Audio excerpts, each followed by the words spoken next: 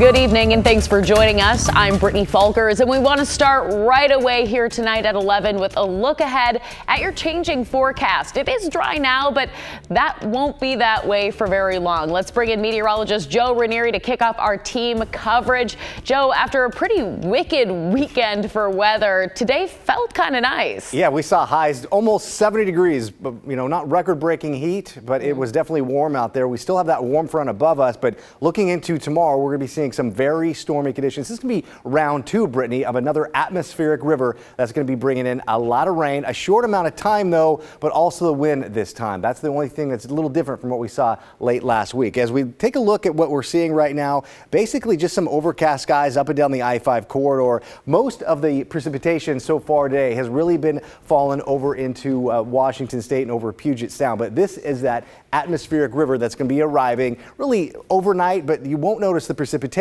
until late tomorrow morning and into the afternoon. So here's a look at the futurecast.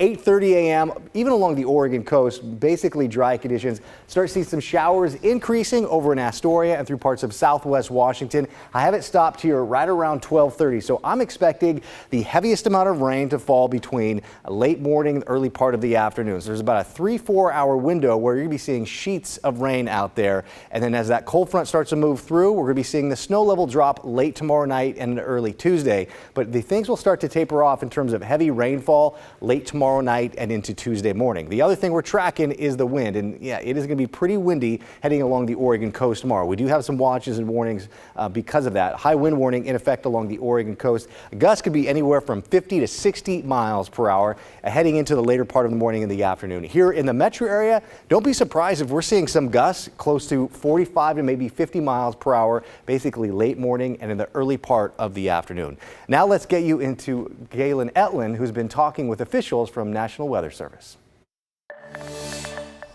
We're used to wind and rain around here in November, right? But the National Weather Service says there is more to consider.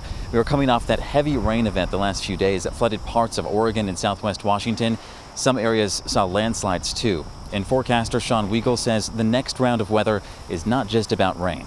So what are some of the factors that you think people should be mindful of when it comes to those slightly different conditions? It's going to be quite a bit windier. Even down on the valley floor, though, I think we're going to be seeing gusts 40 to 45 miles an hour, fairly widespread.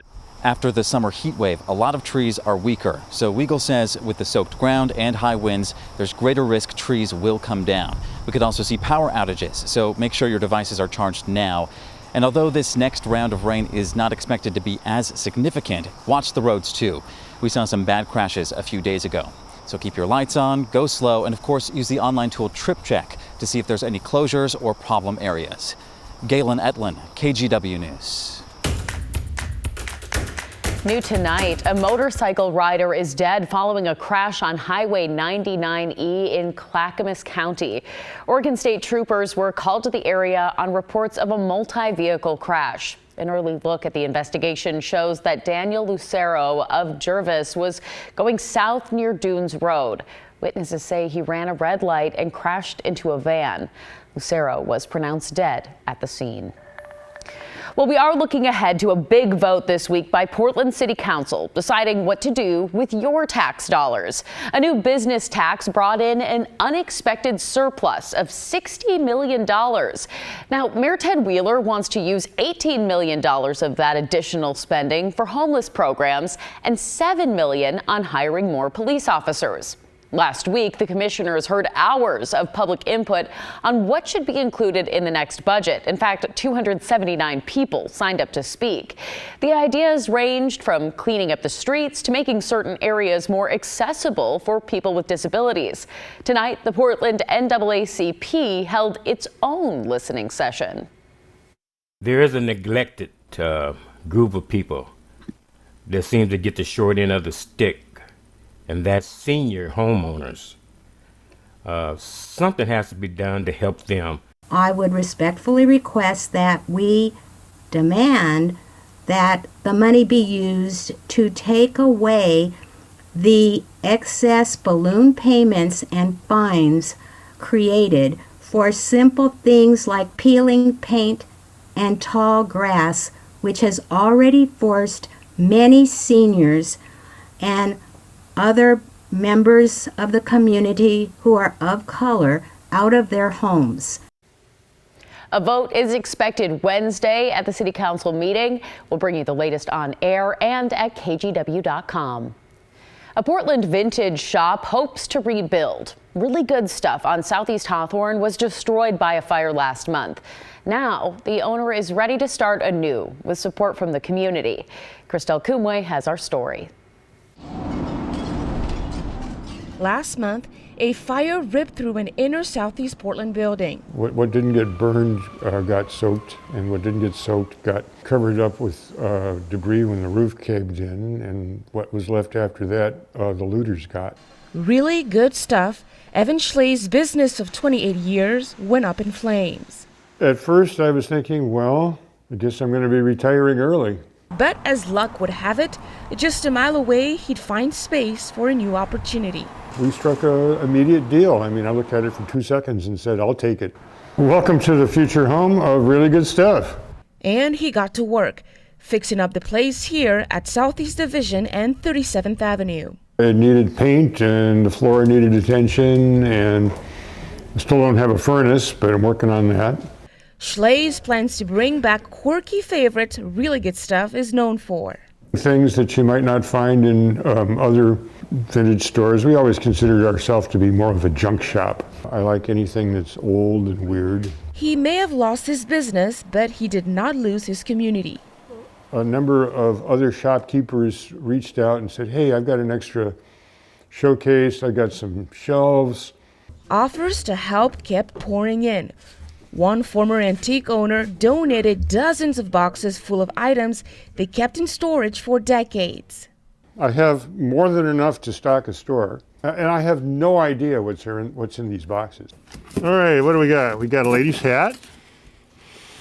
We have an egg beater, still working. Now, as Schlee's rebuilds his business, Miraculously, it survived. he hopes the remnants of the old building remind him of possibilities to come. It's one of the few things I managed to salvage from the old store. So, can always start again. A grand opening is set for December 1st for the new location on Southeast Division if all the renovations go to plan. You can follow updates on their Facebook page at Really Good Stuff PDX. In Southeast Portland, Christelle Kumwe, KGW News. Now, the cause of the fire that destroyed the shop is still under investigation. We should also note here, the owner of Really Good Stuff is suing neighboring vintage shop Lounge Lizard, alleging the fire started in that shop's ventilation system. An Oregon student is now part of a national advisory board taking on gun violence. Students Demand Action is a group created by youth who advocate for gun safety measures. Flynn Williams helps lead a local chapter at Lake Ridge High School in Lake Oswego and is now one of the 20 students on the national board. We're a bipartisan organization. Like, we have gun owners, we have Republicans. Like, it's not just a liberal non-gun owning movement. We're not trying to take guns away from law-abiding citizens. Our intention is to keep communities safe. So far, Flynn has joined efforts to reduce gun access to people at risk of suicide. The group also helped advocate for Oregon Senate Bill 554, which requires stricter gun storage and allows public buildings and school districts to restrict people from carrying guns on school grounds. One opponent from the Medford Rifle and Pistol Club wrote that the bill restricts people's ability to lawfully protect themselves.